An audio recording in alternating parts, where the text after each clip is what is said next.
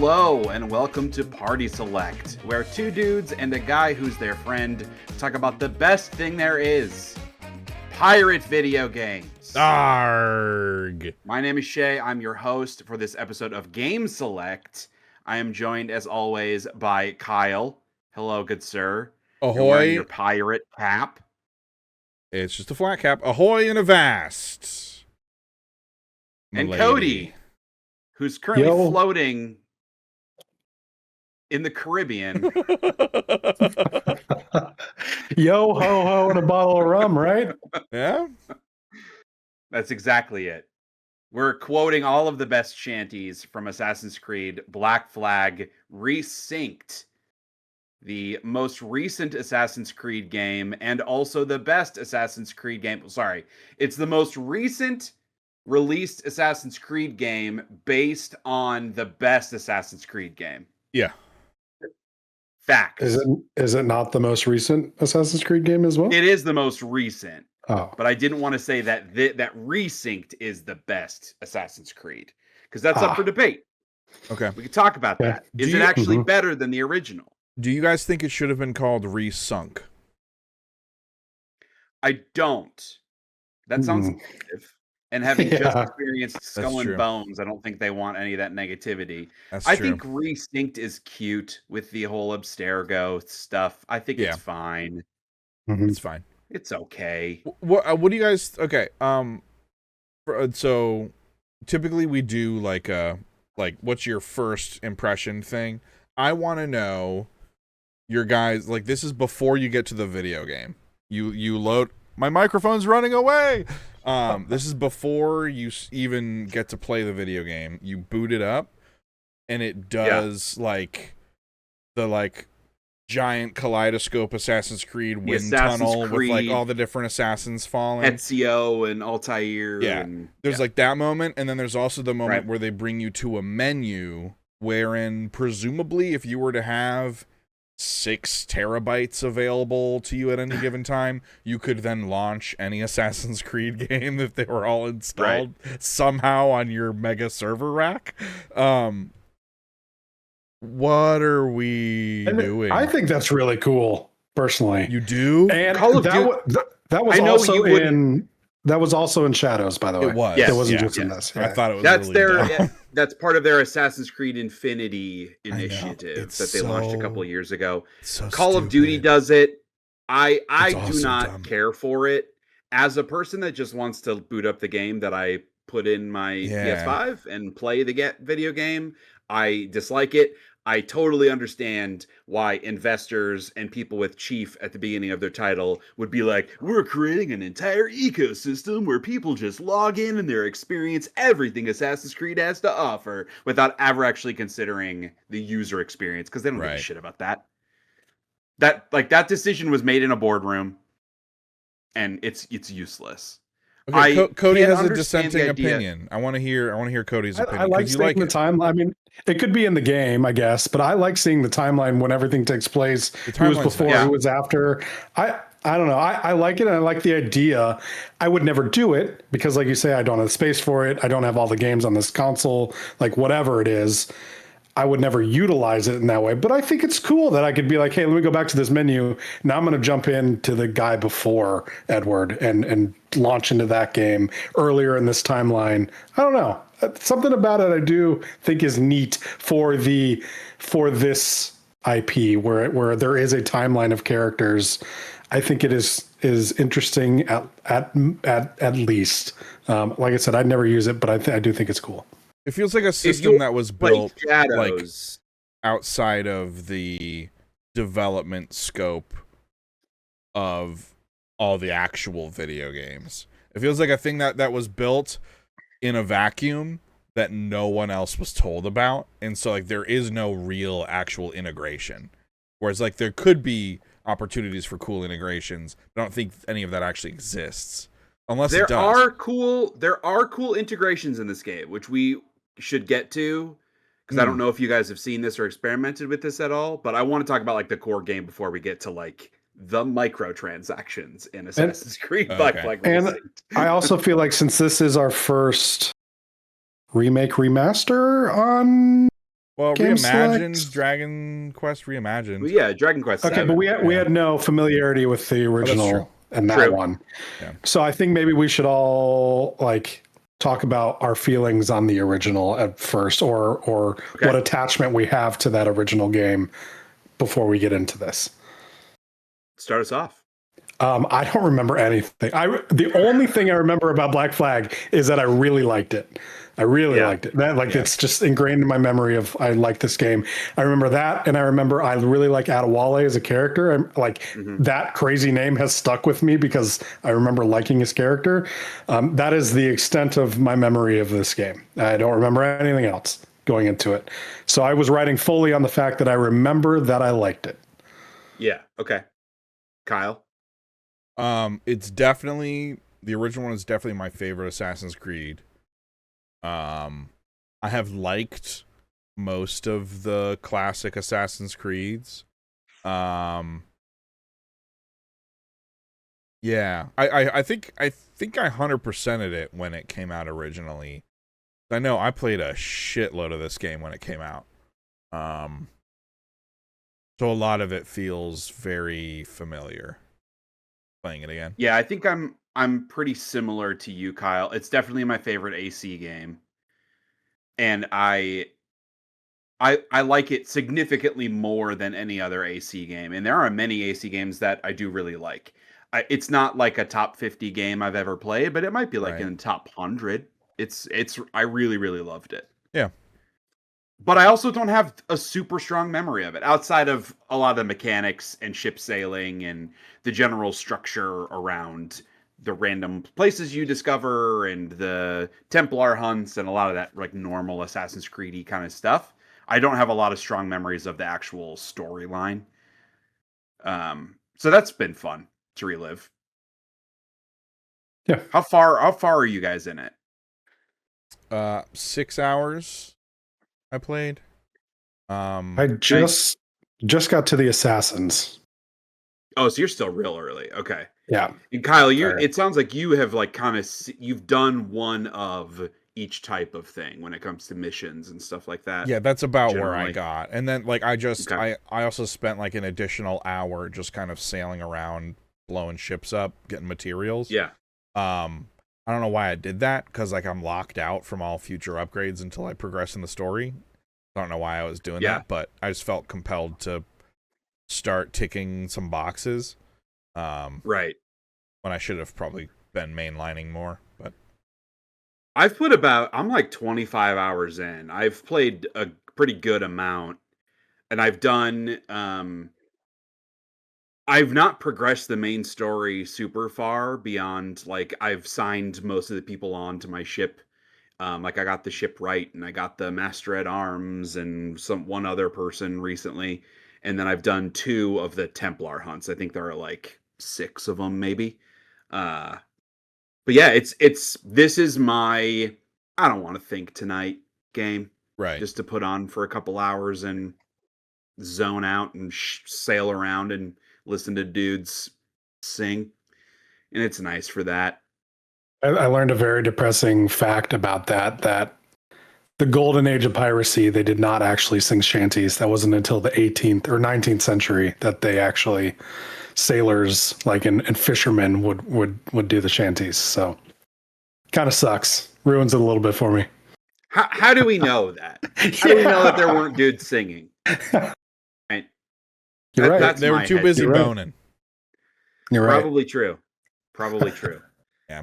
I think this game is good in that it does the thing that remasters should do a good job of, which it makes me feel like I felt when I was playing the original game. Yeah. Like, it looks like my memory of the original game. It plays like my memory of the original game. All of those things are vastly better than they were back in like 2013, whatever the hell it came out. But that's like, it's that rose-tinted glasses nostalgia bait stuff. Like that, Black Flag looked incredible when it came out. The blue water and swimming under the ocean and all of the variety on the islands and stuff. Like, it was a gorgeous game. And this looks like how I thought that first one looked. I think it looks really nice. Yeah. I think the character model's still kind of ugly. Some of the facial animations and stuff could use some work. Yeah. I think that a lot of the main characters in the like cutscene type things, it looks a lot better. Yeah. With like your named characters, but yeah, when you're running around in an island or whatever, and the townspeople, bunch of uggos, which is probably accurate to the time. Historically, everyone had syphilis and shit. Yeah. Right. This is the first Assassin's Creed game. It wasn't in the original. It's exclusive to this remake, where you can manually take off and put on your hood. You've never been able to choose to do that at any time until this game. That's crazy. Which is wild. I do like doing that. I do like doing that. Yeah. Big time. What do you guys think about the combat? I struggle with it a little bit. I do too. I've died a lot. Yeah, I think like it's really easy to kind of get locked into, like, because there are so many enemies a lot of the times, like especially in like really weird tight quarters. If you're bad, like when you're boarding a boat, especially, I've died a couple times in that. Yeah, I died once doing that. I think like some of the story combat stuff where they're just throwing a ton of enemies at you can not be as fun. Because you're kind of locked into the combat. There's mission where you're like escorting one of the guys, that's the Templar guys, and it's just like waves of assassins attacking you. Yeah, it just doesn't feel like it's necessarily equipped to deal with long, sustained, one after another combat sequences. And yeah, I think there are some real targeting problems. I think the game like misinterprets who I'm aiming for with my attacks pretty often. Because enemies, like characters, they just get so jumbled up together with their animations and stuff. And I found like I get stuck on geometry a lot during the fighting as well, and that's pretty frustrating. Yeah. But yeah, those are all probably present in the original, if I had to guess.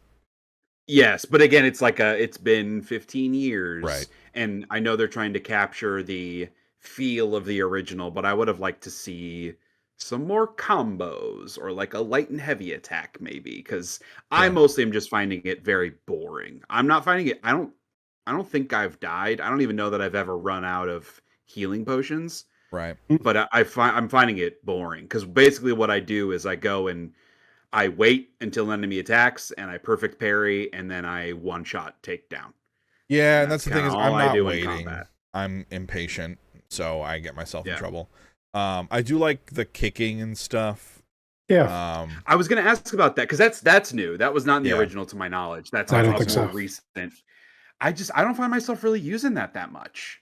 And you don't need to. But here's the thing, Shay. When you kick, you can kick into a wall and then hit the triangle to automatically assassinate and kill them. So it doesn't really have that much more. I mean, it's the same thing as you're saying, is you can just wait and then hit the button to kill them. Yeah. I've kicked people off of ledges. Yeah, I like kicking people off of ledges, and there's against the big brutes, there's like a leg sweep or takedown kick, and that's nice. That's useful to knock them on the ground and take them down, because those guys are pretty tanky.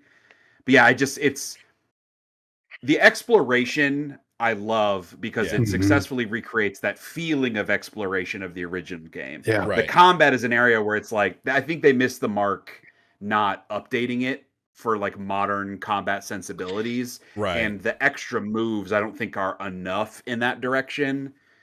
And it's maybe you learn more moves throughout the game, but I feel like I probably would have learned one by now with where I am. It's not quite an apples to apples comparison, but I like the combat in Shadows. I thought it was very good and very satisfying. Yeah, sure. And like none of that is present in this. Right. Yeah. And I would also say that clearly was not. Go ahead. Just like it clearly was not important for them. Like that wasn't one of their key things they wanted to do. Right. They didn't care about updating the combat, and I think that was a mistake. Yeah. I also don't know that they updated much of the traversal system, because I think like there's a lot of like the free climbing stuff that just doesn't function. Like there are a lot of movements that Edward is making that I'm like, I didn't intend for him to do that at all. And I very rarely encountered that in Shadows. I felt like Shadows really had it pretty dialed in. So I was it felt like a big backstep in a negative way. I think they were trying to split the difference, and I Yeah. think it kind of failed because there is a toggle. Like in the original game, you couldn't climb whatever you want. It was the old school Assassin's Creed stuff where it was like things made sense to climb. You couldn't just climb a flat wall like you can in modern games with Assassin's Creed. And so I think they tried to split the difference where, like, especially on the synchronization points, there are a lot of places where like you can't climb, but it feels like maybe you should be able to, but the game just wants you to go a different way. So there's definitely some awkwardness there. There is a toggle, I believe, to turn it back to like the old school only. That's interesting. Which might make it I might better. do that, yeah. Yeah. Because I agree with you. There's been some awkwardness in jumping the wrong way, or it looks like I should be able to climb this, but I can't for some reason. Because I'm used to the recent Assassin's Creed by now, where you can just climb whatever the fuck you want. I'm not saying that's good, but it is like my brain is attuned to that now. Right. I've gotten myself into some pretty buggy situations with the climbing as well, like where I've like clicked through stuff, or like like wildly far afield of where I was aiming and stuff. Like it's gotten me in some bad situations. It often feels very contradictory to itself of like, this game is it got the visuals of Shadows. I think it really is gorgeous. The colors are very vibrant and the environments are beautiful and detailed. But then it's got all that Ubisoft jank on the back end of it, where it's like one part of the visual aspect of it, I think looks like, you know, you got it all solved, you got it figured out. But then on that back end, it's still it's like I have like an HD 4K texture pack on the original game. A little bit. In a lot of ways, yeah. Yeah. But hey, the ship combat's really good. Yeah. What are some quality of life stuff you guys have noticed? One of the things that jumped out at me was like when I'm looting chests. I don't remember if this was this way in the original. I don't think it was. When you're looting chests and you're getting treasure, it just it tells you what the treasure is and then automatically converts it to gold. I don't know if that was in the original or not. I feel like also I was going places and selling stuff more in the original. There's also like an area loot to where if you pick up an item, it's going to pick up things nearby, which is nice. Yeah. I will say, like, I kind of disagree with that though, Kyle, because like there's that pirate fantasy of of getting loot. And I I understand the tedium of having to go back to a shop to sell it, but I kind of like the idea of doing that because right now knowing something's value too. Yeah, so like I open out the value. I'm not even looking at what I get because it's just gold. That's true. And so it'd be kind of cool to see like, oh, I got this brooch or oh, I got this necklace. Not a huge thing, but that would be kind of cool from an immersion perspective. I like in the ship combat. I honestly don't remember which specific things are new versus not, but I know they've added other types of cannons, like secondary fire modes and stuff. I know some of them are new, and that's cool. Like it feels like there's more variety in the ship combat than in the original game. With the mortar and I just unlocked a secondary fire on the front chain shot. Oh, okay. Because the chain shot's great for like fast ships to shoot at its sails, but the one that I locked, I think it's a fire one that's like lower, so you have to be closer to do it. And so I find it's a really cool thing to like shoot that at it and then do the ram immediately following, for like if you're chasing a ship. And that the loop is good. Yeah. I don't love boarding the ships because I've done it like 100 times already, and it's a necessary mechanic because it's like that's how you repair your ship. That's how you collect ships for your fleet, which the fleet system is. And I remember it in the original too. The rewards are not that compelling to run that stuff, or like you need to reduce your whatever notoriety, or it's just you got to board a lot of ships, and it'd be better if there were different ways to accomplish the ship boarding. But it's just you just kill guys until the meter goes down. Right. Yeah. I do think like there's they kind of like artificially inflate the cost of equipment to like force you to engage with all the systems and like generate as much money as possible. Like I stumbled across an island where some dude was selling like a pair of pistols that were like 22,000 or something early on. Were they like legendary ones? Yeah. And so it's like very clearly like you would want to grind towards this for a while because then you get really good pistols. But I didn't see from the description, like, I feel like those pistols are probably just like a bigger number at the end of the day, and it would be cooler to like. And I know that's not really what they're doing. They're not generating all that new stuff. But it'd be cool if like these ones have like 2 shots in the barrel or something, or they whatever. Some of them are. Oh, okay. So I got a pair of swords in the story. I don't know if either of you are at this point yet, but I got a pair of legendary swords through a story mission that have guns on them. Oh. And so like the heavy attack of the sword is he does like 3 shots, and they're super fucking fun. That's so cool. I know there are examples of that. Okay. But I also know a lot of the legendary stuff that they want to be more end game, because you need other mats to buy them, and a lot of them are like, you need a great white shark tooth, and I know that's like a late stage fishing thing. Right. So I think that's why it's like a soft lock. It's not just the money that you need, but to your point, at the end of the day, it's like 25 damage versus 21 damage. It's not a huge difference, especially when the combat a lot of the weapons and stuff pretty straightforward. Yeah. I wish it was like I wish it was more like Shadows, where you had weapon archetypes that would change how the combat felt. Yes. Yeah.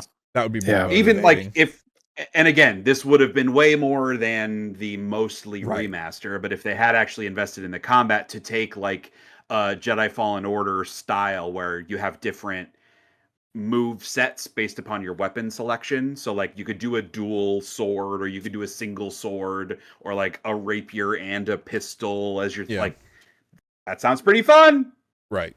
But that's a whole new video game at that point. Yeah, so I'm not gonna hold that against them. All right, I wanted to talk about the microtransactions thing. Have you guys looked at that at all? I haven't looked at it at all. The Abstergo, whatever, Animus, I guess is what they call it. No. So there are different currencies, because of course there are. You earn points. I don't remember the name of them, but you're earning reward points by like doing hidden objectives, like killing X number of guys or skinning X number of animals, or like you finished a quest and you get some points. You can spend those points in a shop, or you can spend like real money to get those points. And a lot of that stuff are like, you can buy Altair's costume for Edward. Like it's a Black Flag version of Altair's costume, or the sword from, who's the chick in Shadows? Atsu? No, that's that's Ghost Yotei. Better video game. But yeah, the chick from Shadows, her sword, like you can get her katanas as your swords. Okay. And so that's like, there are microtransactions around that, but I'm like close to having enough of those points to buy one of like the outfits. And like, that's just a for free extra cosmetic thing, which is kind of neat. There's another more like battle pass style progression system where you're unlocking points specific to that, and you can choose different paths, like different battle passes. And so the one that I'm choosing, some levels give me that currency, and some levels will give me like gold in game. But then also I got like a monkey pet, this like synthetic looking greeny gold, or green monkey pet. And then one of the last ones is like these cool like neon green sails for my ship. And those are like just free progression things that you can pick and choose what you want from each one. But what I did find interesting is there's like cross-pollination between Black Flag and Shadows. So you can earn points in Shadows and spend them on a Black Flag battle pass, and vice versa. And some of those battle passes give you rewards for both games. So yes, this is insane. I'm not saying it's not insane, but it is a completely optional extra stuff thing that is kind of neat. I just got new pistols that are like green, and they look pretty cool. Okay, but what if they were just like in the game? Yeah. What if they were? But they are. What if they were like a vendor in the game? But then I gotta, play the game. Right. You'd be playing it anyways. Yeah. Yeah. I would be more likely to encounter it if it was in the game versus in some fucking menu. You guys are playing on PS5, right? Yeah. Yeah. So when you open up your menu, it's if you press and hold the center PlayStation button, that's like in the top left is where I think you access the codecs and stuff through that too. Okay. That's where you access the Animus stuff. So you guys could probably get some swag. I'm just saying.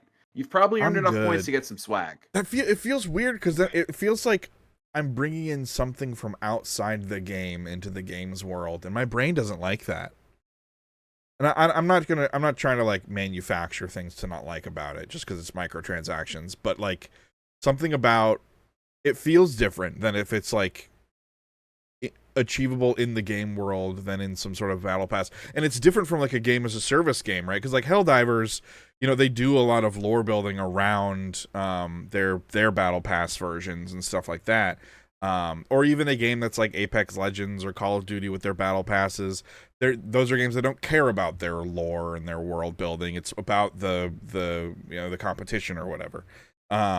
It's like a game where I'm playing it to be steeped in the, and I guess the lore is that it's all Abstergo and it's a simulation, and so I guess you could argue that's you as the person who is simulating, backing out, and then adding things back into the simulation. I guess, but they took all that out of this though, like all the actual Abstergo stuff. I think there's some optional stuff, but I've not seen. It's not the game hasn't pointed me there.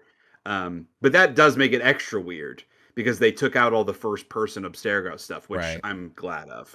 That was useless. But it is. I see where you're coming from, Kyle. Yeah, I talked myself out of it a little bit. I gave them an answer to my question. But it's like because you can earn some specific currency in game. So there are these like extra side missions that are what's the word? Like they just pop up randomly. And have you done like Emergent the little side quests. Emergent, thank you. Have you done? They're not even quests. Have you done the like side activity where you jump on a burning ship and you have to get the chests before it sinks? No. Okay, well that's a side activity. I saw some stuff pop up on my map that was timed. I'm assuming that's one of those. Yeah, and there are ones that give you specifically your Animus points to use in these like battle passes and stuff. So you can go seek those out and earn them that way. And so like I was a couple hundred are like on islands, like you'll get like a little bit of credit. That's the currency where you can use in like the microtransaction store. Okay. These little side activities give you the currency for the battle pass. Okay. Are you confused yet? No, I think I got it. I'm not happy about it. But yeah, I see where you're coming from on the like lore immersion side, because honestly, riding my ship that I've like customized with the right sails and the wheel to match, the wheel to match, and then I have my monkey who has like matrix like lines floating around him is a little bit like odd. He's really cute though. Sure. Yeah. Argavast, where'd you get your matrix monkey? Yeah. If you back out into the Animus menu and you access your Assassin's Battle Pass, you can see like the Animus stuff in there too and access it on your ship. So they have like there are little places where they've integrated all of it, but did they need to? No. I'm going to choose to not be a curmudgeon about it, and I'm just going to say it's a value add and not a detraction.